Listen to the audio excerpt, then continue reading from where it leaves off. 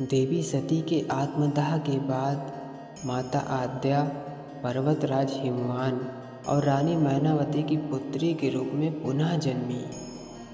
जन्म के बाद उनका नाम पार्वती रखा गया। बचपन से ही उनका हृदय शिव की भक्ति में ही लीन रहने लगा, जिसको देखते हुए नारद मुनि ने भविष्यवाणी करी कि यदि वे कठोर तपस्या करेंगी तो उन्हें भगवान शिव पति रूप में प्राप्त होंगे। नारद मुनि की बातों से प्रभावित होकर माता पार्वती ने भगवान शिव का ध्यान आकर्षित करने के लिए घने जंगल में जाकर कठोर तपस्या करने लगी।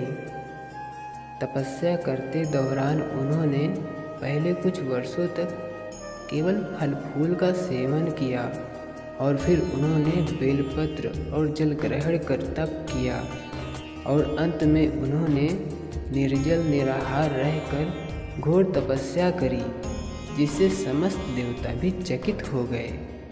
उनकी तपस्या इतनी कठोर थी कि देवताओं ने स्वयं भगवान शिव से अनुरोध किया कि वे माता पार्वती जी की परीक्षा लें।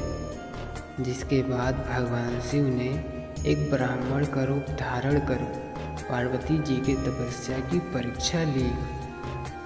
उन्होंने पार्वती जी से कहा कि शिव जी एक योगी हैं, गृहस्थ जीवन के योग्य नहीं हैं और वे उनकी भक्ति व्यर्थ कर रही हैं। लेकिन देवी पार्वती अपने संकल्प पर अड़िग रही और उन्होंने कहा कि शिव ही मेरे आराध्य हैं, मैं उन्हें छोड़कर किसी और को पति रूप में स्वीकार नहीं कर सकती। इस अटल निश्चय से प्रसन्न होकर भगवान शिव ने अपने वास्तविक रूप में प्रकट होकर उन्हें वरदान दिया और विवाह का प्रस्ताव स्वीकार किया।